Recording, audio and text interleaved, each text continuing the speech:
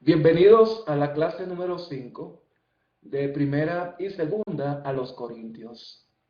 Hoy vamos a tratar el cómo el apóstol Pablo aborda o abordó, mejor dicho, la división en la congregación de Corintios.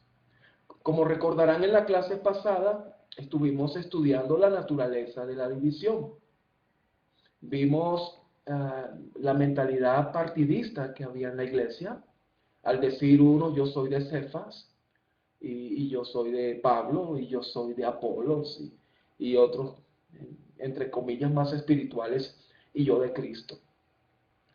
Eso reflejaba una mentalidad partidista en la iglesia de Corintios. Pablo trata el tema principalmente, es decir, lo aborda de inmediato el tema de la división.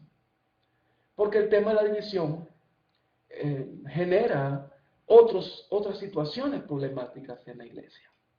Entonces, al abordar el tema de la división, muchos de los otros problemas que puedan generarse se disipan por sí mismos. Además, el problema de la división en la iglesia es uno de los problemas que más impiden que el reino de Dios se extienda, ¿verdad?, por las comunidades. Por esta razón, nuestro Señor Jesucristo llegó a orar. En Juan capítulo 17, Él llegó a decir: Padre, te ruego que los que han de creer en mí por la palabra de ellos, te ruego, Padre, que ellos sean uno como tú y yo somos uno, para que el mundo crea que tú me enviaste. No hay peor bochorno en la historia que la iglesia, el pueblo de Dios, dividido. Eso ha traído más ateísmo, más incredulidad que muchas de las cosas que rodean pues al pueblo de Dios. Por esa razón el apóstol Pablo lo primero que hace es abordar el tema de la división. Entonces vamos a ver cómo lo hizo, cuál estrategia. Y su estrategia es la estrategia para nosotros también hoy. Entonces les invito a leer capítulo 1, vamos a leer desde el versículo 18 en adelante.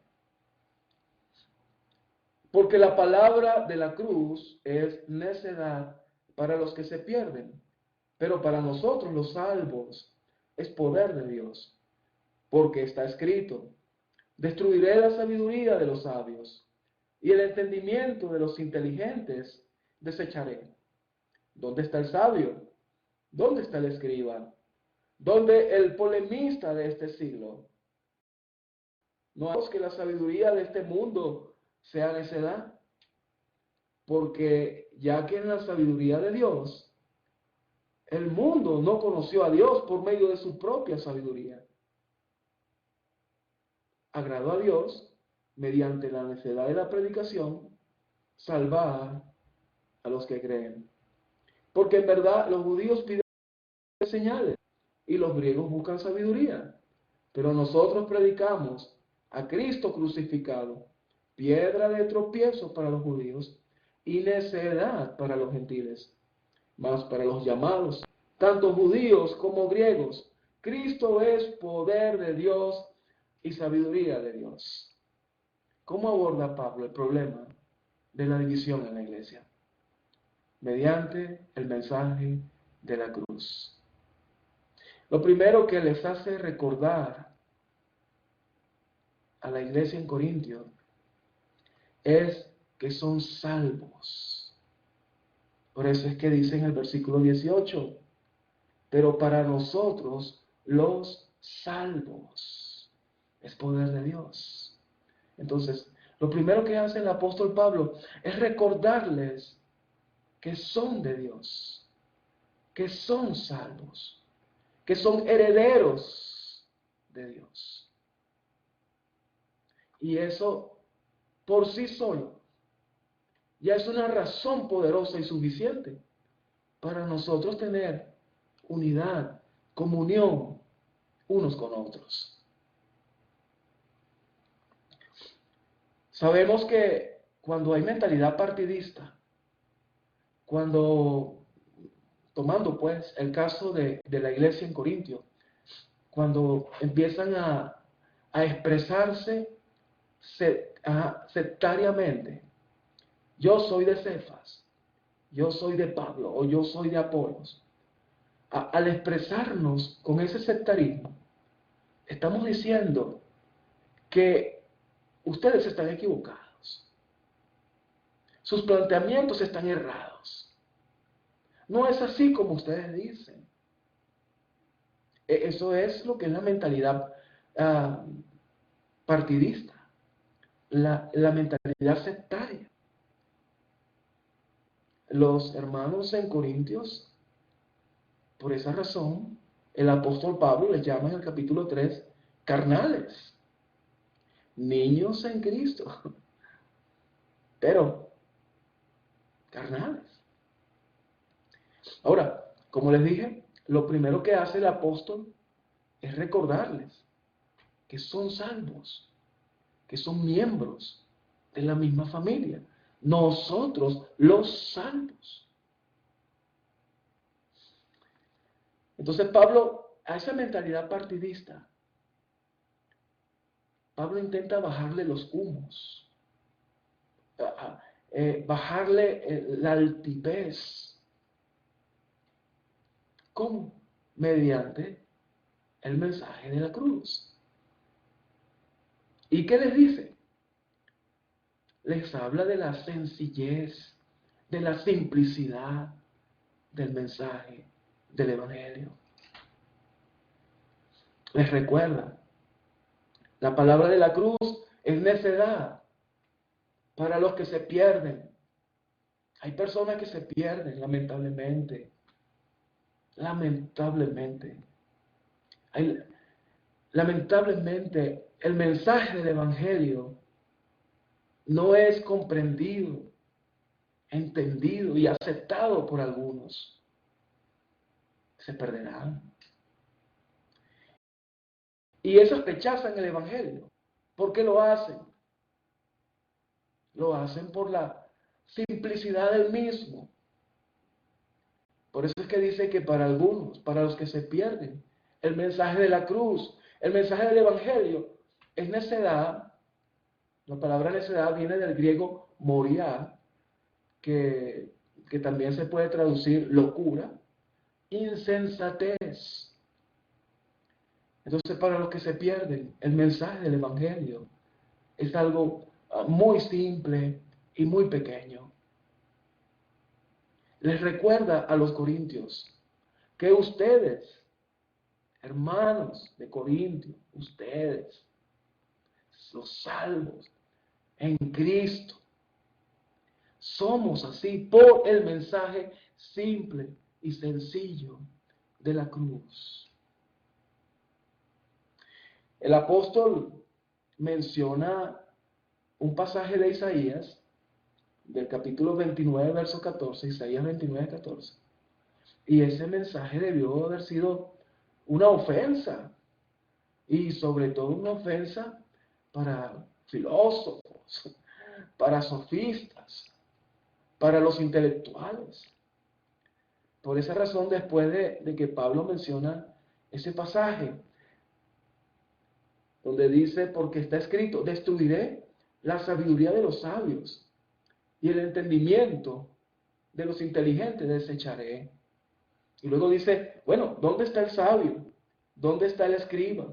¿Dónde está el polemista o el debatista de este siglo? ¿No ha hecho Dios que la sabiduría de este mundo sea necedad? Y por eso dice que porque ya que en la sabiduría de Dios, el mundo no conoció a Dios, por medio de su propia sabiduría, agradó a Dios mediante la necedad de la predicación, salvar a los que creen. En otras palabras, si nosotros juntamos toda la sabiduría, todo el conocimiento de las universidades más prestigiosas del mundo,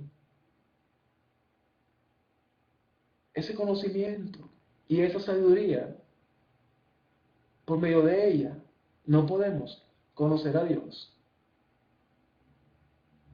Recuerden, no pierdan de vista el contexto que es la división de la iglesia. Pablo está diciéndole, miren, ¿por qué ustedes están discutiendo entre sí de quién tiene razón y quién no tiene razón? ¿Por qué van a discutir por eso? Ustedes tienen el fundamento. Cristo Jesús es el fundamento. Y eso es suficiente para estar unidos y en comunión unos con otros. El mensaje de la cruz es una locura, es una necedad, tanto para griegos como para judíos. Es lo que está diciendo el apóstol. Porque en verdad los judíos piden señales y los griegos buscan sabiduría. Pero nosotros predicamos a Cristo crucificado, piedra de tropiezo para los judíos y necedad para los gentiles. Sabemos que la mentalidad judía, la mentalidad acerca de Dios, es decir, lo que ellos pensaban de Dios, creían de Dios, basado en su ley, en su mentalidad. Dios es espíritu, Dios es uno, no hay otro fuera de él. Esa es la mentalidad judía. Y luego aparece un hombre llamado Jesús y empieza a decir que mi Padre y yo uno somos, que nadie va al Padre sino por mí, que yo soy el camino, que yo soy la verdad, que yo soy la vida. Empieza Jesús a identificarse con Dios. Es decir, sus palabras lo hacen divino. Y es así, hermanos. Pero para la mentalidad judía era difícil de aceptar. Y si pensamos en la cruz, hermano, para los judíos, la cruz era maldición. Hay un texto escrito en Deuteronomio que dice que maldito todo aquel que es colgado en un madero. Dios maldiciendo a Dios. Es una locura. Es un tropiezo para los judíos la cruz, puesto que contradice, aparentemente, supuestamente contradice sus escritos. Pero ¿saben una cosa? Eso era lo que más predicaba Pablo acerca de la cruz. Y los griegos, los gentiles, ¿qué pensaban de la cruz? Una necedad, una insensatez. Como alguien crucificado puede ser Dios. ¿Cómo puede ser Dios? Hay una piedra donde aparece una inscripción en el circo romano, cerca del circo romano. La inscripción es un crucificado, pero con cabeza de asno, y un cristiano con las manos entrelazadas. Y dice ahí, cristiano, adora a tu Dios. Ese era el pensamiento de los griegos. Se burlaban. Pensaban que era una necedad. Así lo pensaban. Bueno, y uno a lo largo de la historia, uno puede ver lo terrible que era la cruz, porque para muchas familias la cruz era algo innombrable en casa. No solamente por lo horrible que es lo que es la cruz de Cristo, sino también por lo obsceno que es la cruz. Ya por allá el Darío llegó a crucificar a 3,000 babilonios. Alejandro el Grande llegó a crucificar a 2,000 ciudadanos de Tiro. Otro Alejandro llamado Alejandro Janeo llegó a crucificar a 800 líderes del pueblo de Israel llegó a crucificar 800 fariseos, mientras sus esposas y sus niños eran asesinadas allí a la vista de ellos. La cruz era algo terrible, tanto para judíos como para griegos. Les quiero mostrar una imagen para que veamos lo terrible, ¿no?, de lo que era la cruz. Como un paréntesis. Pueden observar ahí un hallazgo que se hizo en Jerusalén. Se encontró el calcáneo de un crucificado atravesado por un clavo. Fíjense, fue hallado en el norte de Jerusalén. Pueden ver, ¿verdad? El hallazgo. Es parte, pues, del hueso de aquí del pie. Y encontraron trocitos de madera, lo que más o menos indica cómo fue crucificado este hombre. Fíjense, a partir del hallazgo de un hueso de un pie atravesado por un clavo, podemos dibujar el modo como tuvo lugar la crucifixión de este hombre de la misma época de Jesús. Los clavos de las manos están en las muñecas, mientras que los pies están clavados lateralmente. Bueno, para las familias judías no solamente era cruel, era obsceno. Al crucificado, por lo general, a veces duraba hasta 2 y hasta 3 días colgado en una cruz, ¿verdad? Vivo, ahí agonizando, sufriendo. Él tenía que impulsarse por medio de los clavos, impulsarse para poder respirar. Por eso es que a veces quebraban sus huesos, los huesos de las piernas, para que ya no pudiera impulsarse y así pues respirar. Y entonces moría asfixiado. Eso es la crueldad de la cruz. Por esa razón, la cruz era un tropiezo tanto para judíos y era algo impensable, insensato, pues, para los griegos. Los griegos gustaban de la complejidad. En los tiempos de Pablo había más de 50 escuelas filosóficas.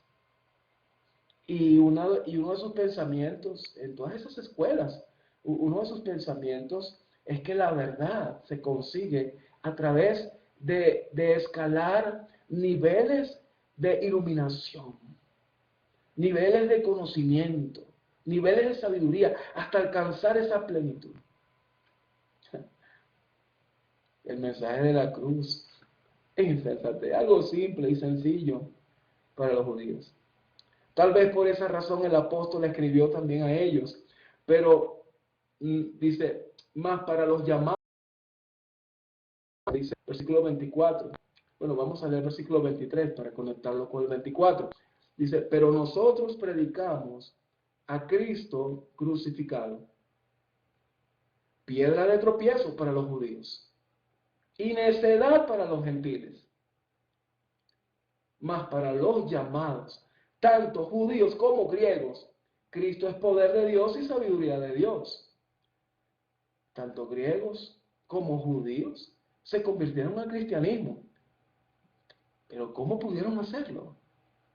Sencillamente, si Dios no los llama, si Dios no les convence. Recuerden las palabras de Jesús. Les conviene que yo me vaya para que sea enviado el Consolador, el Espíritu de verdad. Él va a convencerles de justicia, de juicio y de pecado. El Espíritu Santo, hermanos de Corintios, les decía Pablo, fue el que les convenció a ustedes. Ustedes fueron llamados por Dios. No es un logro de ustedes, no es un logro intelectual por el cual ustedes son cristianos. Ustedes son salvos. No es por su inteligencia. Es porque ustedes fueron llamados, fueron tocados, fueron convencidos por el Espíritu de Dios, por la sabiduría de Dios. Entonces, ¿qué sentido tiene que ustedes son de Cefas o algunos de Pablo o otro movimiento. ¿Qué sentido tiene si ustedes fueron tocados, salvos por el poder de Dios, no por el de nosotros? Además de eso, hermano, además de lo impopular que era el mensaje de la cruz, por las razones que ya les he dicho, dice el versículo 25, porque la de Dios es más sabia que los hombres, y la debilidad de Dios es más fuerte que los hombres. Pues considerad, hermanos, vuestro llamamiento. No hubo muchos sabios conforme a la carne, ni muchos poderosos, ni muchos nobles, sino que Dios ha escogido lo necio del mundo para avergonzar a los sabios. Y Dios ha escogido lo débil del mundo para avergonzar a lo que es fuerte. Y lo vil y despreciado del mundo ha escogido Dios, lo que no es, para anular lo que es, para que nadie se jacte delante de Dios.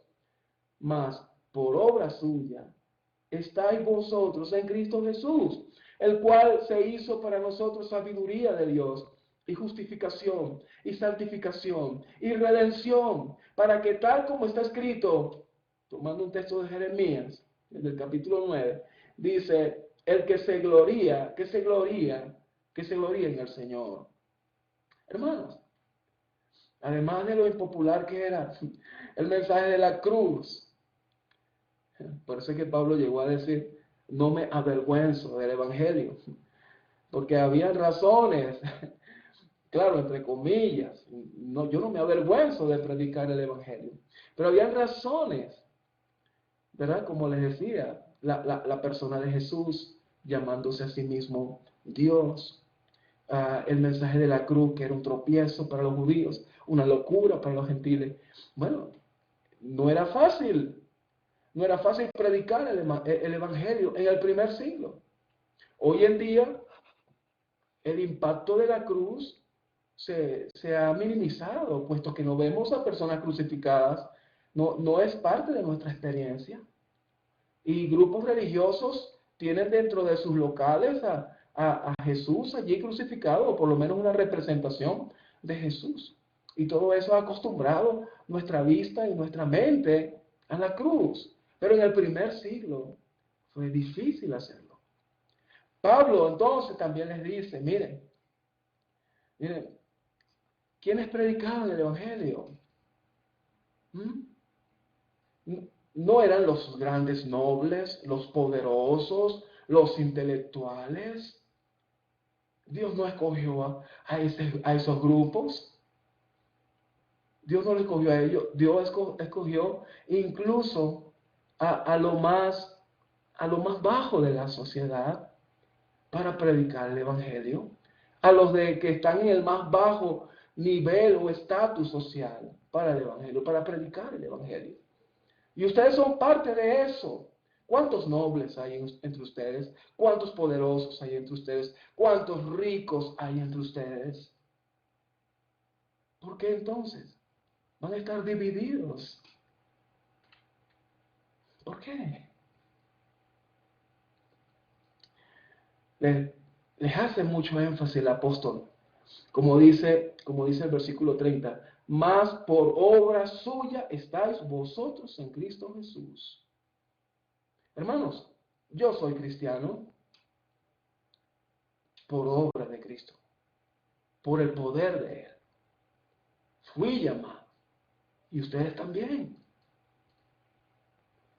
Somos salvos. Es posible que tengamos ciertas discrepancias en algunos puntos. Lo vamos a ver un poquito más. El apóstol Pablo sigue desarrollando su argumento hasta el capítulo 4, hablando de discrepancias que pudieran haber entre los hermanos. Yo soy de Cefas, bueno, está bien, tú puedes estar en ese movimiento y comprender algunas cosas y practicar algunas cosas, pero tal vez otro hermano no lo ve así. No por eso vas a desecharlo. No por eso vas a dividirte o a aislar al hermano. Porque es por obra de Dios. Por obra de Dios. Dice aquí, mas por obra suya estáis vosotros en Cristo Jesús, el cual se hizo para nosotros. Bueno, aquí para sacarle pues todo. Esta clase puede durar horas, hablando nada más de estos puntos, ¿verdad? El cual se hizo para nosotros sabiduría de Dios y justificación y santificación y redención. Por eso, hermanos, le dice Pablo a los corintios, ¿alguno tiene de qué gloriarse? No por su sabiduría, no por su intelectualidad, no por su comprensión doctrinal. ¿Alguno tiene de qué gloriarse? Gloríese en el Señor. Ese es el mensaje de la cruz. Pablo continúa en el capítulo 2 desarrollando pues su argumento. Cuando fui a vosotros, hermanos, proclamándoos el testimonio de Dios, no fui con superioridad de palabra o de sabiduría. Sigue el apóstol Pablo, ¿no? Haciendo énfasis, porque ese era el problema pues, de la iglesia en Corintios. La intelectualidad, la mentalidad partidista y sectaria, producto de que su comprensión era superior a los otros. Imitando, claro, está el mundo que le rodeaba, un mundo de filósofos, mucha sabiduría humana. El apóstol les recuerda, yo no fui con palabras rimbombantes, con filosofía, con sabidurías, ¿verdad? Palabras de sabiduría. Solamente dice él, pues nada más me propuse saber entre vosotros, excepto a Jesucristo y este crucificado. Así dice el versículo 2. Es todo. Ese es el mensaje. Jamás. El mensaje de la cruz. Y estuve entre vosotros con debilidad y con temor y mucho temblor. En otras palabras, cuando el apóstol Pablo se presentó ante ellos, no era de una semblanza, de una presencia segura, ¿verdad? Había temor, había temblor. Bueno, y además de eso su mensaje impopular. Pablo no se presentó como un sofista o un filósofo ante los corintios. Dice el versículo 4, y ni mi mensaje, ni mi predicación, ni mi mensaje, ni cómo yo lo expresaba, fueron con palabras persuasivas de sabiduría, sino con demostración del Espíritu y de poder. Demostración del Espíritu y de poder, porque es el Espíritu, hermanos, el que convence, repito, de justicia, de juicio y de pecado. Si nosotros tenemos claro lo que es el mensaje de la cruz, si tenemos claro lo que es el mensaje del Evangelio, hermanos, no habría división entre nosotros, sino una comunión plena entre unos y otros. Versículo 5, Pablo se presentó así con su mensaje y su prédica llena de debilidad, de temor, de temblor, para que vuestra fe, dice el versículo 5, para que vuestra fe no descanse en la sabiduría de los hombres, sino en el poder de Dios.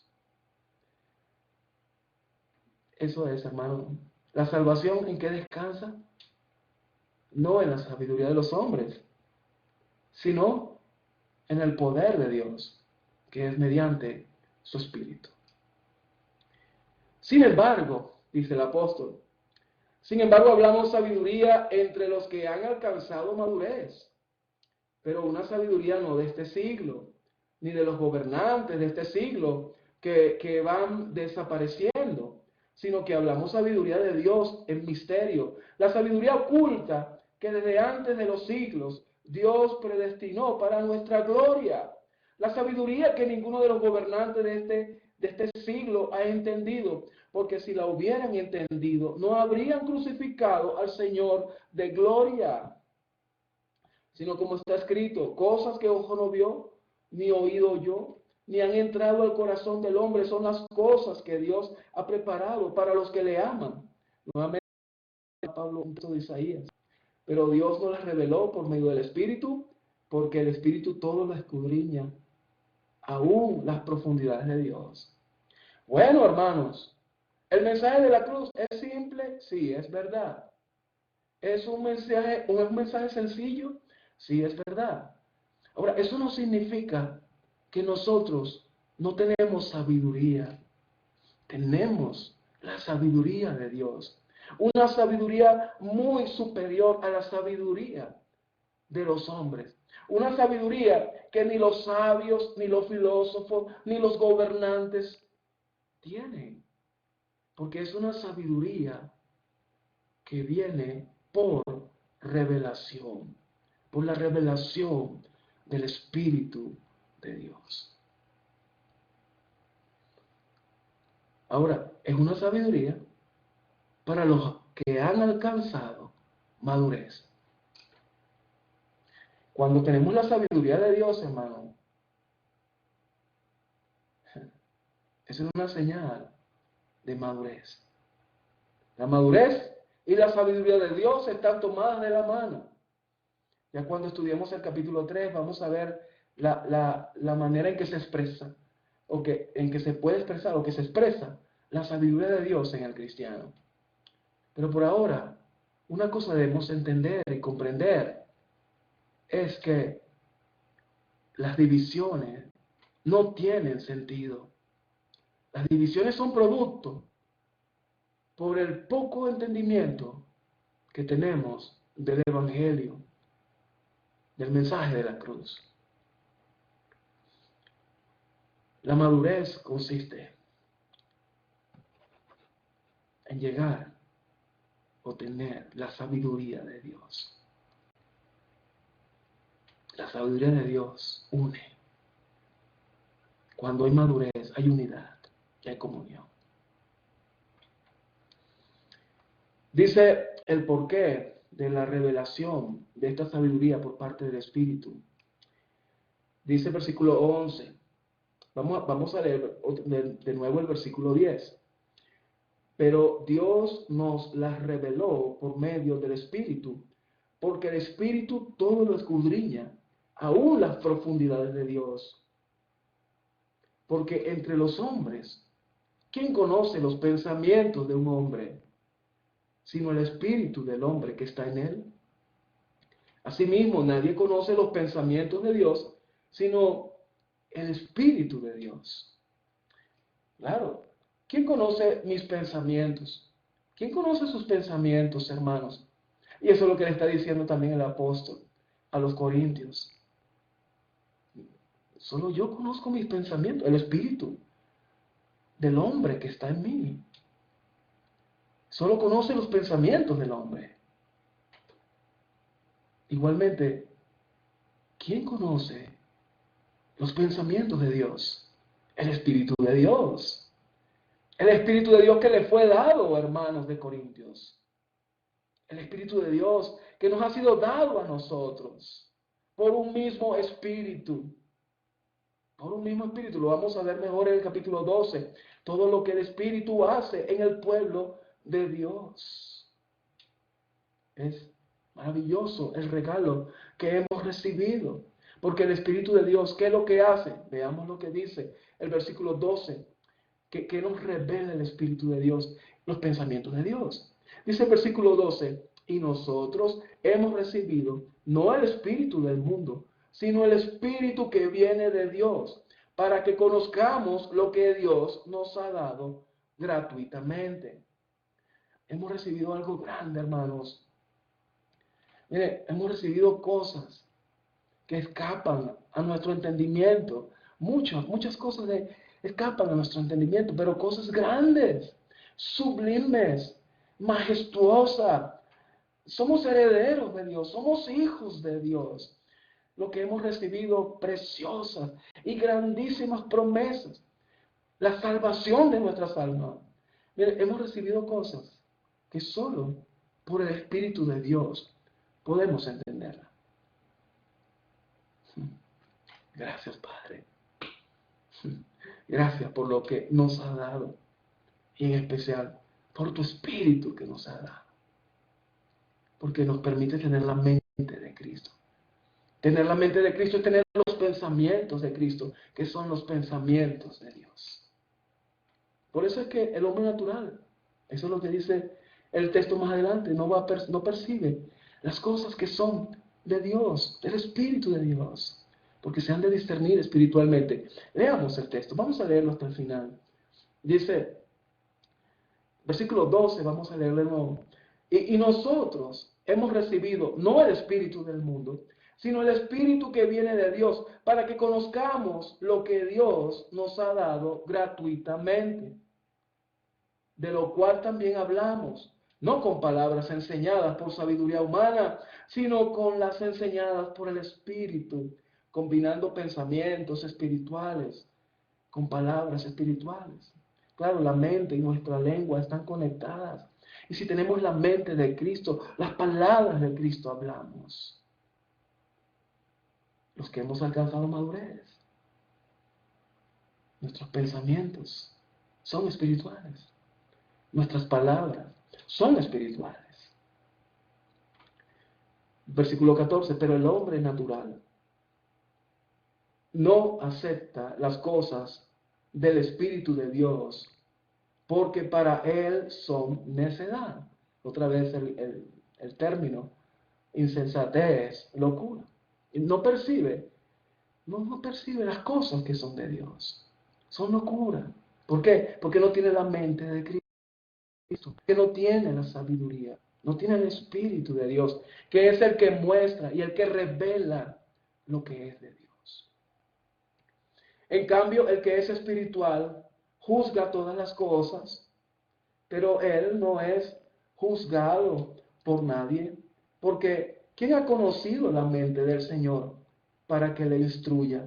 Mas nosotros tenemos la mente de Cristo. Hermanos, ¿qué tiene el mundo que enseñarnos acerca de Dios? Nada. Pero nosotros sí tenemos que decirle al mundo. Tenemos el mensaje glorioso de la cruz, el evangelio de nuestro Señor Jesucristo. Tenemos ese mensaje. ¿El mundo qué va a juzgar? No.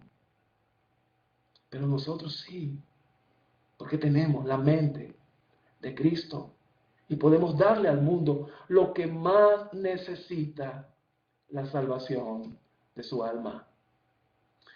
Todo este argumento Pablo lo está desarrollando, hermanos, para que los corintios y nosotros hoy en día entendamos que toda la gloria es de Dios. Toda la gloria. ¿De qué vamos a jactarnos? ¿De qué logros vamos a jactarnos? Hermanos, ese es el mensaje de la cruz. En el capítulo 3, el apóstol Pablo sigue desarrollando su argumento. Capítulo 3 y capítulo 4. Pero vamos a verlo en la próxima clase. Los espero entonces. Gracia y paz para todos.